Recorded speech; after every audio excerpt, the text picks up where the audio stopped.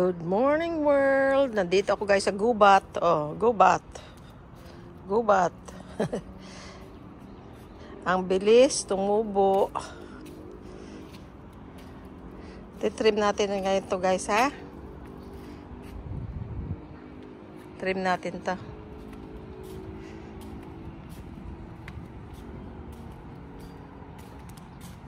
Ganda ng araw. Sisikat pa lang. Eto guys, ginagamit ko pang trim. Galing pa ito sa kabilang ibayo. Dinala namin dito para hindi na bumili. Na guys, may isa lang na naging Christmas tree. Guys, ito oh, bola na sumabog. Dapat ito bilog. Pabilogin natin.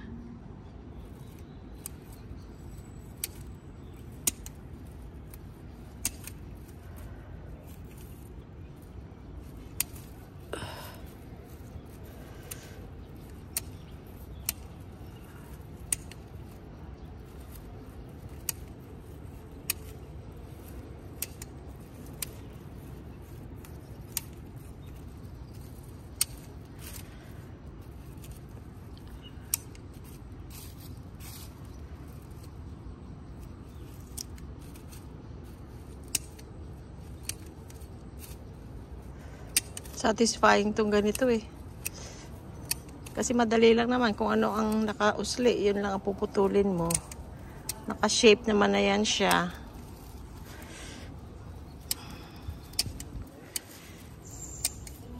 Yan oh, yung nakausli lang puputulin. Oh, di ang dali. Ayan, bumubola na siya.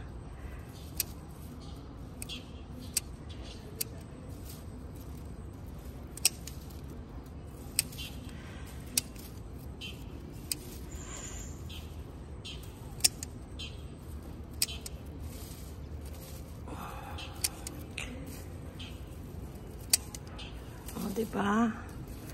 Ang dali lang.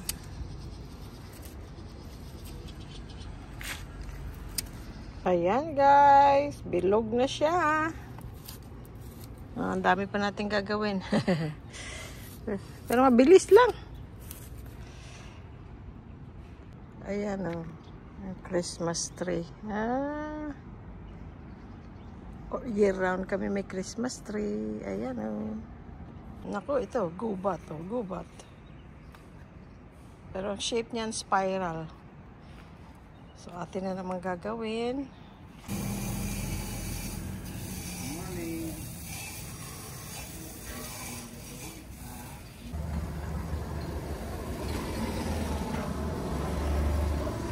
Ayan guys, bumilog na siya.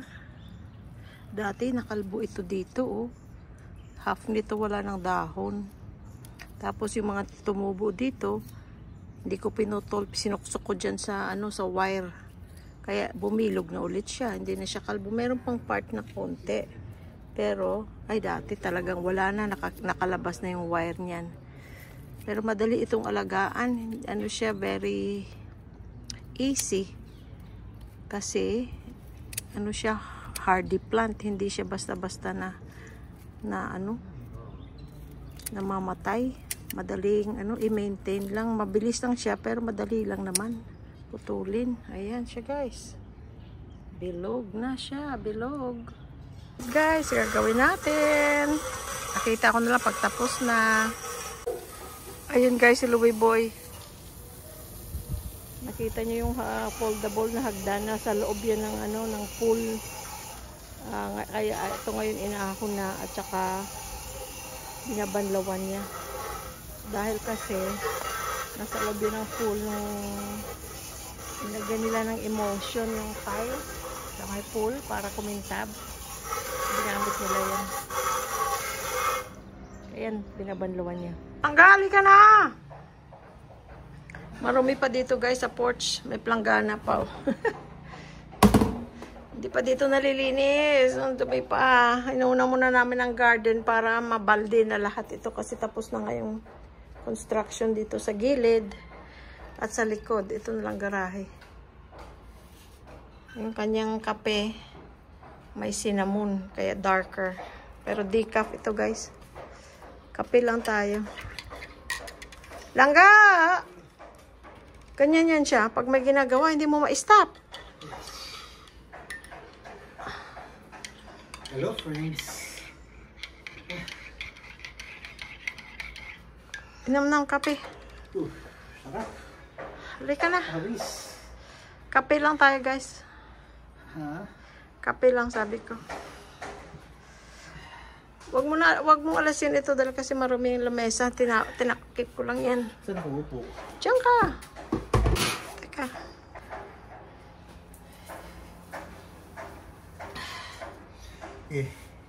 Ano? Saan daw siya uupo marumi? Sabi ko, okay lang ah. Coffee break. Coffee break tayo. Yan na naman. Basa ka na naman ng pawis. Saan ang tuwalya mo? Saan tuwalya mo? Hindi ko na po eh. Andiyan lang, kunin mo. Lagay ko sa likod mo. Ang init. Ang init ng kape, sarap. Ayan, merong ano, breeze.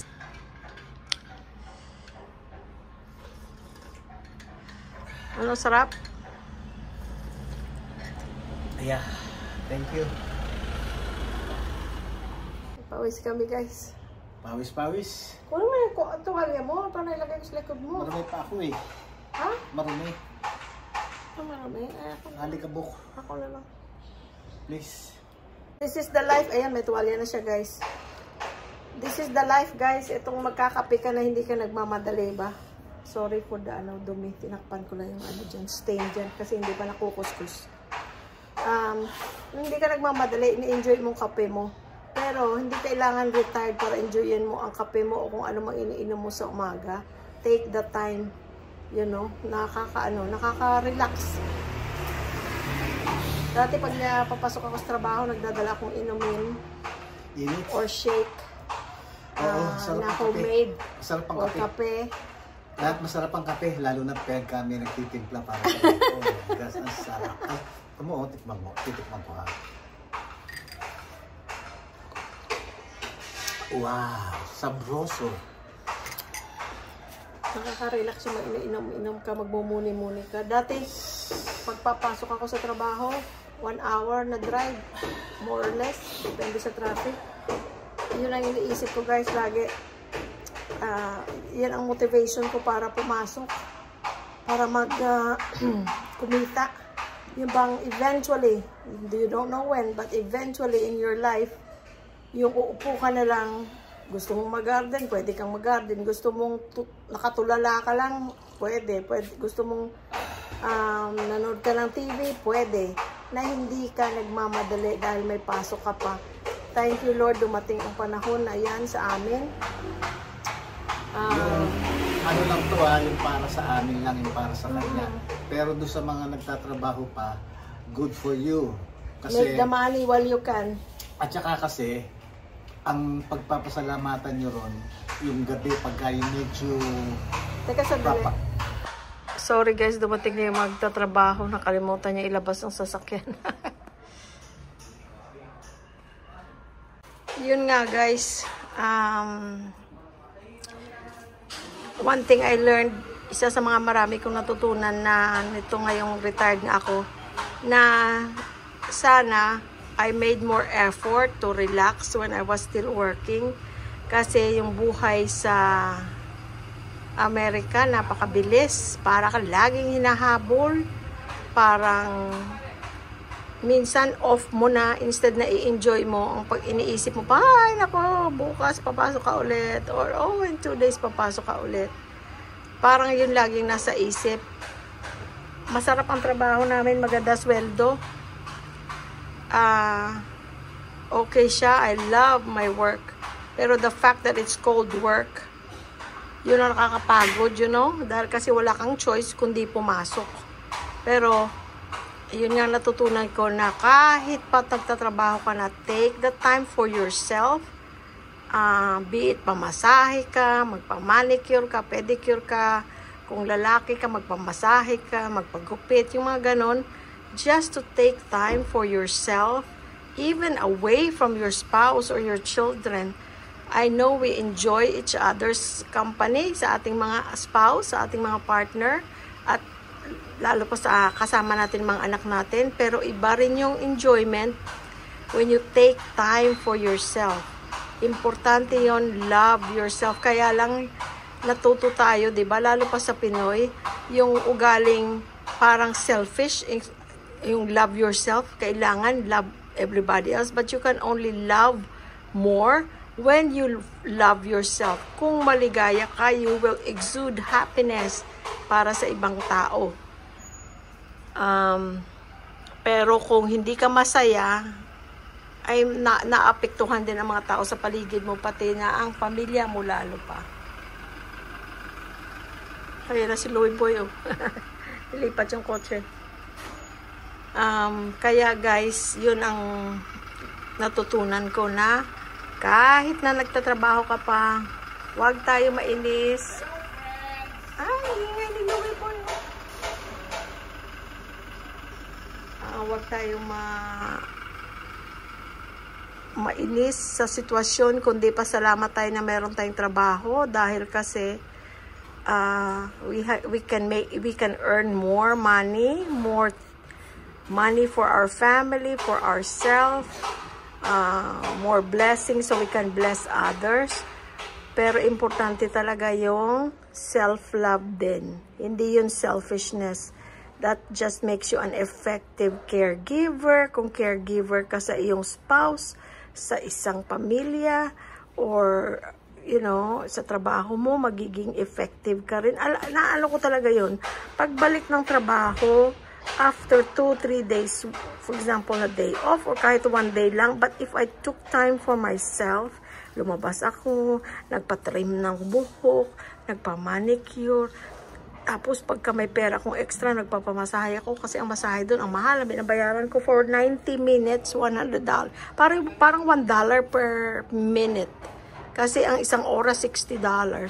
Eh parang kulang isang oras, 90 minutes, usually pinapagawa ko from head to toe. Yun, okay na ako dyan, sold na ako sa ganyan, $90.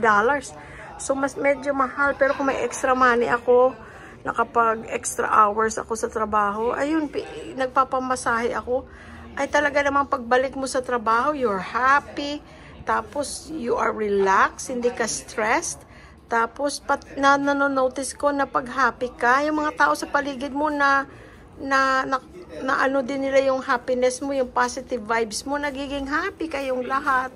At least, magkaka, oh yeah. Ngayon, pag nalilagyan natin ng iba dyan, papa. Ganun na po. Pakilang ka, boss. Pabalik ko na lang po yung kukunin nila. Gusto niya yung ceiling ng ano, ganyan. Ay, kailan di makita sa phone. Hindi maganda. Ano, against the light ako. Tingnan ko. Ayan. Ayan ang ano, ceiling ng itong porch. Pasensya na ha, friends. At alam niyo na, medyo busy. Mas gusto ko naman yun, yung busy, yung ano ko, yung active. Kesa nakaupo lang. Nakausap mo, sabi mo si Foreman dumating na. Oo. Ayun, tinignan ko anong... Ano tawag dito? PVC? Kasi PVC. nga yung PVC, guys, hanggang doon sa side ng house, ito. Pareho yan. Kaya gusto niya doon sa garahe na extension, ipapareho din. Tinignan ako. Buti naisip mo yun, hindi ko naisip. Ikaw naman, ako pa. Hindi kasi ano, ang mahirap Ba't kaya may gasolina dito? Ano yan? doon sa kabila yun. Ay, ha? Nagpipintura sila. Aw! Ano, siyempre, ano yun, gusto kong masiguro. Dahil nga, nabanggit nga namin na yung PVC ang ilalagay. Ngayon kako, pag PVC, kailangan Pareho. meron ng kumuha ng PVC. Oh. Ibang klase. Nagdala na sila. Hindi, kumuha na. Sabi nito kausap ko, ay, teka, patawagan ko yung kumuha. Dahil kasi ibang klase na, Dadalhin. Ang dadalhin. Kung hindi, tignan mo, ito pareho sila sa loob. Ngayon kung lalagyan natin ng iba yan, hindi ka maganda. Tama. Ay, wala, sabi niya. Teka, abulin ko.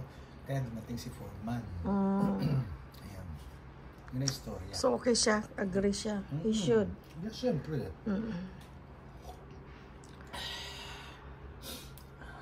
Tapos, pinalagyan ko ng ano. Kasi, ano yan eh, ribbit. Ha? Ribbit. Okay. Ang ginagamit niya dahil kasi bakal. Oh. Ngayon, sabi sa akin ito, ang gagawa ko. Sinabi ko kung lalagyan ko.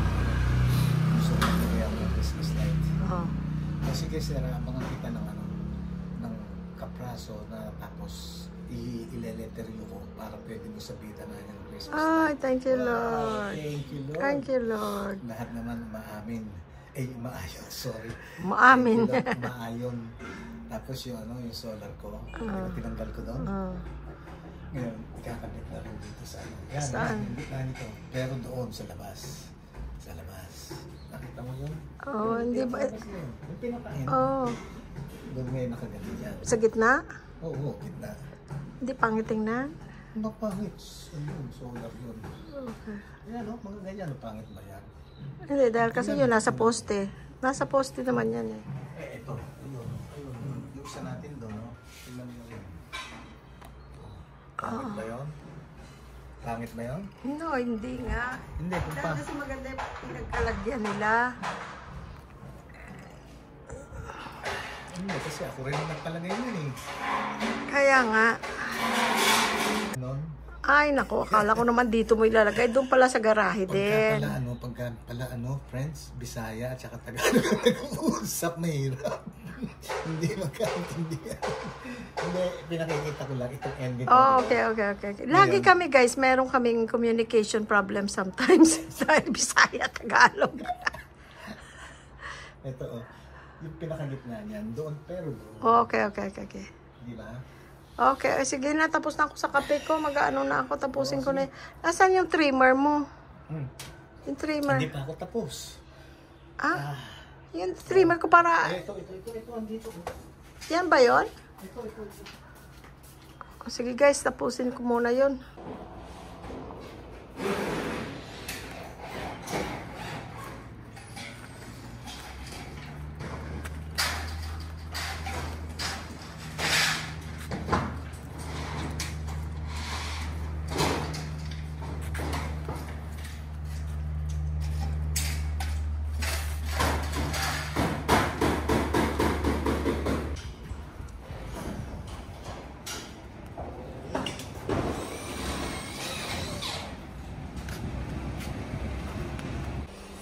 Ha? Tubig, please. Wow. Ako ang dami kong nainom. Ito naman lights ay kakabit ko. Babalik niya na yung ano guys, yung solar. Ayan. Lights. Thank you. Inaayos pa niya. Kasi inalis namin last time. Binabalansi ko kung saan dapat ilagay. Guys, nahanapan ko ng lugar yung ano ko. May harvest na ko isang bunga ng okra. Yung mga sili. Ayan oh. May purple silang bunga. Purple. May maliit na bunga. Dito ko lang sila sa dating puno ng mangga. Yan ang mangga. So guys, natriman ko na. Pero ang dumi dito yung mga paso. Dati nung ginagawa yung gilid, dito ko nilagay. Ay nakakamansya nga naman ng tiles oh. Kaya inalis ko, nilagay ko dun sa labas. Ayan, na-trim ko na yan. Yan. Thank you Jen sa gloves. I'm still using it. Dinala ng friend ko. Very good friend Jen Tayag from galing siya ng California. Magkasama kami sa trabaho. Taga rito yung asawa niya si Al sa San Simon. So binigyan niya ako nito. Kasi nakita niya ako nag-garden na walang gloves. Ayun, tinriman ko na rin yun. At saka yun. Kaya lang dami pang damo. Ito yung citronelang magulo tingnan. Hindi naman siya nakatulong sa aking sabi daw kailangan natatouch lagi. Pero magulong tingnan. Alisin ko na yan. Ito, nagdadamo ako guys. Ito si Paolo, kapatid dyan ni Percy at ni Portia at ni Philip at ni Patty. Ayan, dumating at dadalang kami ng blessing. For Sky. Vitamins ng aso. Ay, naku. Wow. Tamang-tama. 2-3 araw na nga yata siyang walang Sabon. Ito pabango. Oh, Wow. Ito, shampoo at Sabon. sabon. Oh, magkano utang namin, Pao? Ito yung jersey mo. Wow! Nagmotor siya galing ng Binili Bulacan. pa ako ng Ay, ano. Pao, naapakan mo yata. Binili pa ako ng ano nito, ng motorbike uniform. Oh my God, thank you so much. Papunta dear siya Lord. ng, saan nga, Pao? Pangasinan. Oo. Siya, Porsche, ang kapatid mo. Oh. Ha? Ano to? Pau. Oatmeal na sabon. Aba, Kala ko, inumin ko na eh. ay, galing, dami naman, Pao. Ito magkano kaya tinamihan ko na. Eto, Ay, thank you, Pao. Si Paulo yan, ang kapatid ni Percy. Kilala na si Percy eh. paki, ano lang dyan. Tsaka si Porsche. Akin na. Pakilagay na. Wow, mga para kay Sky, guys. Yan. Tuturo ko lang. Oh, ito.